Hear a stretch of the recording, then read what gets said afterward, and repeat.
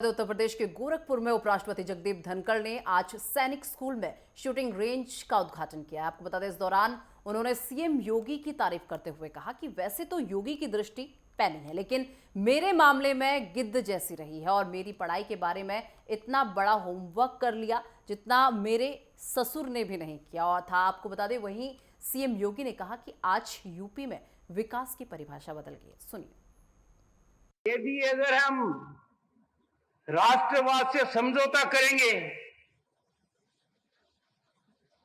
वो राष्ट्र के साथ चरम धोखा होगा। जो लोग ऐसा कर रहे हैं, आवश्यकता है उनको समझाने की,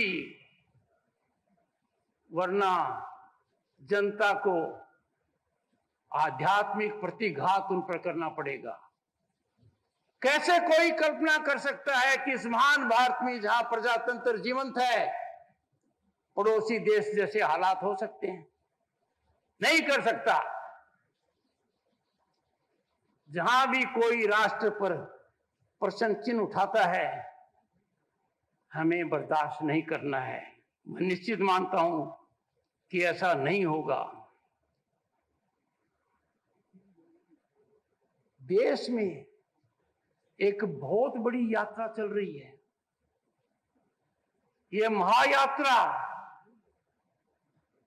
2047 में जब आजादी का शताब्दी महोत्सव मना रहे होंगे, यह मैराथन मार्च है जिसमें आपकी सैनिक स्कूल का योगदान रहेगा। छात्राओं के माध्यम से रहेगा और भावनात्मक भी रहेगा, प्रेरणादायक रहेगा। और मेरा तो आप सबसे आग्रह है, विनती है कि जो हवन हो रहा है भारत को विकसित राष्ट्र बनाने का, इस हवन में हम हरेक को अपनी आहुति देनी चाहिए। ये समय आ गया है कि हम देश के लिए जो कर सके करना चाहिए। जितना करेंगे वो कम है। आज के दिन आवश्यकता है वैचारिक दृढ़ता की, मूल चिंतन प्रतिबद्धता की और राष्ट्र भावना के प्रसारण की।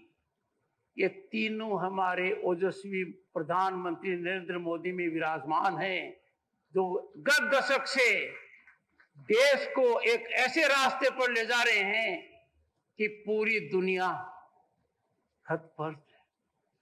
दुनिया में भारत की पहचान आज अलग है और इसमें उत्तर प्रदेश की भागीदारी 2017 के बाद गुणात्मक है।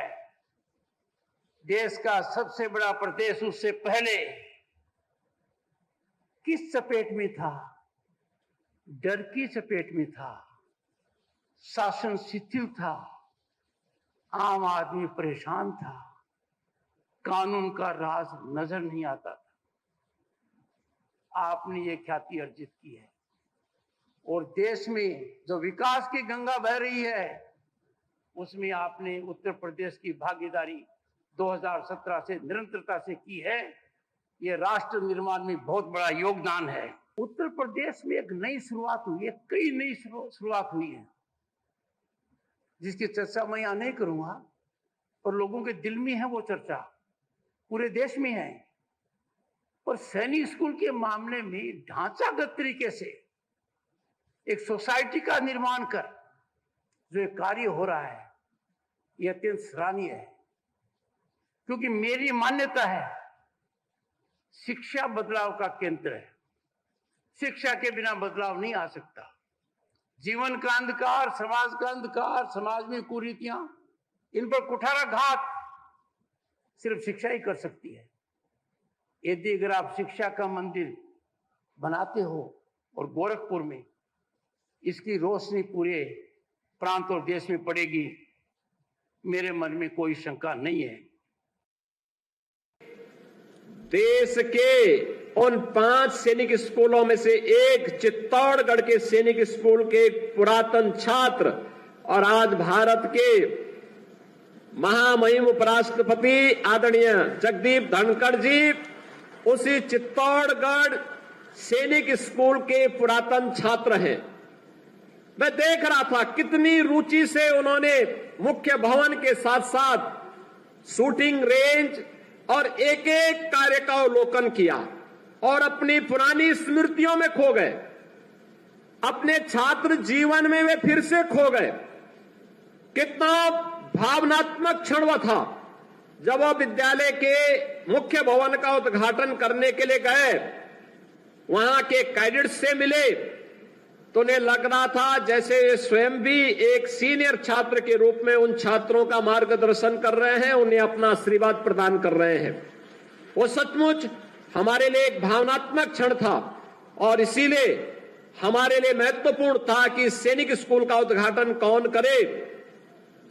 तो मेरे मन में इस बात को आया, हमारे माध्यमिक शिक्षा विभाग के अपर मुख्य सचिव ने भी मुझे इस बारे में बताया कि आदरणीय उपराष्ट्रपति जी सैनिक स्कूल के ही पुरातन छात्र हैं।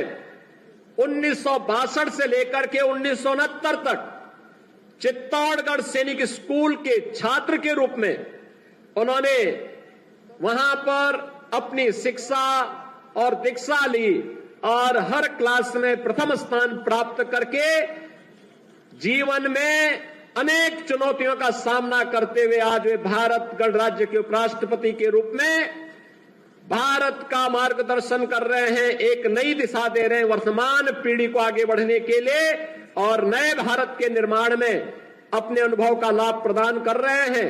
आज उनका मार्गदर्शन गोरखपुर के इस नवनिर्मित सैनिक स्कूल के उद्घाटन अवसर पर हम सबको प्राप्त होगा। निर्माण श्रमिकों के बच्चों के लिए और कोविड कालखंड के दौरान निराश्रित हुए बच्चों के लिए अत्याधुनिक सुविधा से युक्त स्कूल बने, इंटीग्रेटेड कॉम्प्लेक्स बने, जहां पे हम पहली क्लास से लेकर के 12वीं क्लास तक की और उच्च शिक्षा के भी एक अच्छा केंद्र विकसित कर सके। 18 कमिश्नरी हेडक्वार्टर पर हम लोगों ने पहले चरण में ऐसे 18 आवासीय विद्यालय गत सत्र में प्रारंभ किए हैं और ये रेजिडेंशियल विद्यालय आवासीय विद्यालय हैं, ये सफलतापूर्वक संचालित हुए हैं। अब उन्हीं को हम आगे बढ़ाते हुए 57 अन्य जनपदों में भी इसी क्रम को आगे बढ़ाने का कार्य कर रहे हैं। प्रदेश के अंदर पीएम श्री के रूप में 1707 विद्यालय, जिसमें बेसिक भी है और माध्यमिक के भी है, इन विद्यालयों को भी बेहतरीन सुविधाओं से सुसज्जित करके आगे बढ़ाने का कार्य किया गया है। और साथ ही प्रदेश के अंदर जितने भी सीनियर सेकेंडरी लेवल के विद्यालय हैं, सेकेंडरी और सीनियर सेकेंडरी लेवल के जितने भी हमारे प्रदेश के अंदर विद्यालय हैं, गवर्नमेंट के हों या गवर्नमेंट एडेड हों, इन सब के लिए भी योजना बना करके इनके अंदर अपने अच्छे भवन हो, अच्छा इनके पास बुनियादी सुविधाएं हो, इन सब से आच्छादित करके नई पीढ़ी को उत्तम शिक्षा प्राप्त हो सके, इसके लिए एक प्रयास प्रारंभ हुआ है। आज का दिन हमारे लिए महत्वपूर्ण इसलिए भी है कि जब शिक्षा के क्षेत्र में नए कार्यक्रम आगे बढ़ाने की दिशा में हम लोग आगे बढ़े हैं, मैं उपराष्ट्रपति जी के संज्ञान में इस बात को लाना चाहूंगा कि देश की आबादी का सबसे बड़ा राज्य होने के नाते अकेले बेसिक शिक्षा परिषद के अंदर हमारे पास उत्तर प्रदेश सरकार के द्वारा संचालित 1,56,000 से अधिक स्कूल मौजूद हैं। इन स्कूलों में 2017 के पहले बुनियादी सुविधाओं का अभाव देखा जाता था। हम लोगों ने 2017 में आने के बाद एक प्रयास प्रारंभ किया कि आखिर हर एक व्यक्ति, वह कम पढ़ा लिखा हो, ज्यादा पढ़ा लिखा हो, लेकिन हर एक व्यक्ति किसी न किसी स्कूल के साथ उसका संबंध रहता है। और अगर हम जन सहभागिता के माध्यम से ऑपरेशन कायाकल्प के एक अभियान को आगे बढ़ाएंगे और इन स्कूलों में बुनियादी सुविधाओं से इन्हें आच्छादित करेंगे, तो इसका लाभ न केवल बच्चों को प्राप्त होगा बल्कि बेसिक शिक्षा की एक बुनियादी आवश्यकताओं की हम पूर्ति करने में सफल होंगे। और मुझे बताते हुए प्रसन्नता है कि अब तक 1,34,000 से अधिक बेसिक शिक्षा परिषद के स्कूलों को हम लोगों ने ऑपरेशन कायाकल्प के साथ सफलतापूर्वक बुनियादी सुविधाओं से आच्छादित करने में सफलता प्राप्त की। भारत गणराज्य के महामहिम उपराष्ट्रपति जी का आज गोरखपुर आगमन पर महायोगी गुरु गोरक्षनाथ की इस पावन धरती पर प्रदेश सरकार की ओर से, उत्तर प्रदेश वासियों की ओर से और खासतौर पर गोरखपुर वासियों की ओर से उनका हृदय से स्वागत करता हूं, अभिनंदन करता हूं। इस अवसर पर आदरणीय उपराष्ट्रपति जी के साथ में पधारे